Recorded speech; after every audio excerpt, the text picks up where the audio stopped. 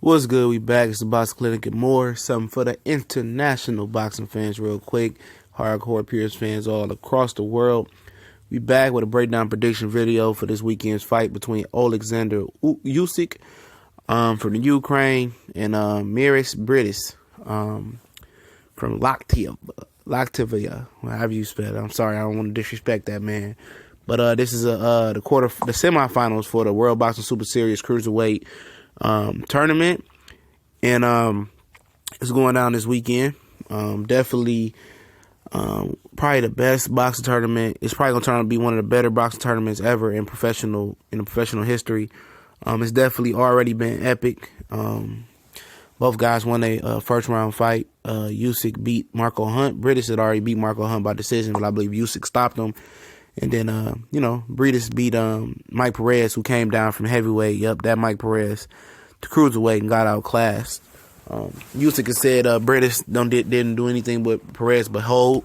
And there was a lot of holding in that fight, man. But, to get into it, we talk about Briedis. Most people are not familiar with him. He's undefeated, 23-0, 18 knockouts, I believe, zero draws and 0 losses. So he don't know what it is like to lose. It's very he's a boxer puncher. Say it like that. His strengths is basically he got good movement. Better movement for a European, in my opinion. And if you give him the distance, the proper distance, he can pick you apart to the body, to the head. He's orthodox. He likes to throw this looping right hand that has very, very grave danger, knockout-ish, knock you silly power. Other than that, he'll throw a little check hook. He'll, touch your body, come upstairs, and, and just move around. That's him. And then if you try to jump in with him like Mike Perez did, he'll tie you up, hold you, beat you up on the inside a little bit, spin out, and he like that distance. And, Usyk, most of us are familiar with Usyk. He said he has ambitions to move up and face Anthony Joshua. He's 6'3", and by the way, Briedis is 6'1". He's listed at 6'1". Usyk is listed at 6'3", and I picked him to win this tournament in the beginning, and most people remember. I told you guys that I was going to cover the semifinals and breakdown prediction. I'm glad that the homie, can't remember his name, he's in the comment section, he had a funny name, reminded me to do it, and I'll get to the other one. I think that next fight with the Cuban is next weekend. Abel Sanchez, this guy. Promise I'll try to learn their names a little bit better, but I just can't pronounce them. But Usyk is a guy that can do it all. I mean, he got very good movement as well as Briedis. He got good movement as well, but Usyk got good movement. He come forward. He got the jab. He got a little bit of head movement. Both of these guys got a little bit of head movement, but mostly they like to stay out of danger with their legs. And Usyk is a phenomenal athlete, however you want it. He can box on the back foot. He can box side to side. He can come forward and bring the pressure.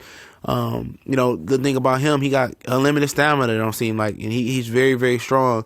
And if you could take his punches, which he ain't the biggest puncher, it don't look like, but if you can take his punches, I mean, it's the volume which, stops a lot of his opponents. He's a volume puncher, and his stamina and his work rate usually gets the competition. But the jab, the stamina, the volume punching, the athletic ability, the overall movement, he's like a bigger Lomachenko with kind of his movement a little bit, and it befuddles, it baffles a lot of people in the ring. And guys like Michael Hunter, who can speak the language, let's get into the weaknesses. He was able to take away Usyk's jab with his own jab early on, and he was making Usyk look a little bit amateurish. He does have a little amateurish type style, but Usyk was able to make adjustments. He adjusted, and found his. And then when Hunter stopped throwing the jab, it was over. But he adjusted before Hunter even stopped throwing the jab. So if you're able to, use your jab and take away his jab, I mean, that's what you're gonna have to do to beat him. It's not too many holes in this guy's game. On the inside, I mean, it's not a lot of footage on him. He only has 13 fights with 11 knockouts. He's never lost. By the way, on the inside, it seems like, I mean, you probably can get him on the inside. I mean, you have to work the body. We talk about what Briedis has to win, but on the inside, you got to take away his jab. You got to jab with him. Once you take away his jab, he's a little bit more predictable what he wants to do.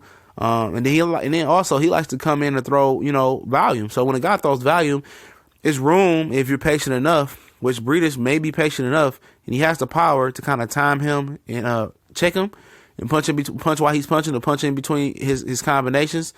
And if Briedis can do that, that'll be a win for him. But Briedis' weaknesses, he has never been beaten before.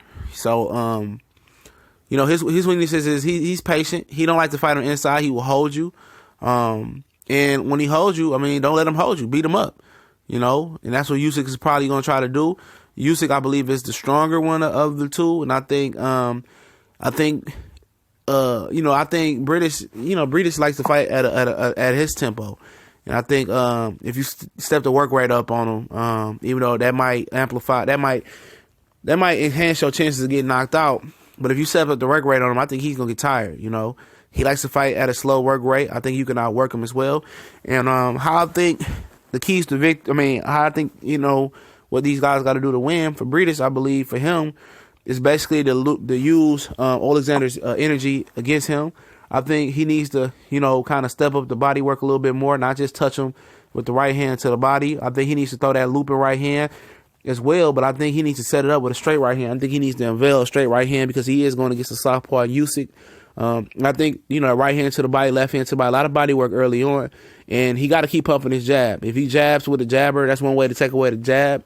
And he needs to mix it up and try to counter Usyk's jab. And once he take away Usyk's jab, Usyk becomes a little bit more predictable.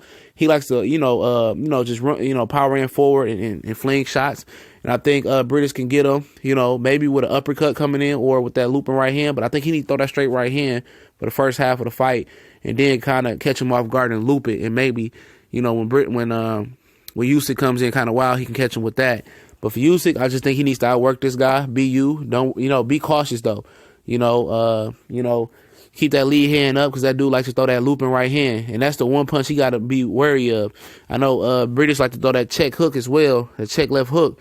But just keep your hands holding. The right hand is what, Usyk needs to be aware of. He needs to keep jabbing. Don't let Briedis take away his jab like Michael Hunter did. And just outwork this guy. This guy can be outworked. He probably going to try to hold you. Be prepared to, keep that perfect distance, work this guy's body, work his head.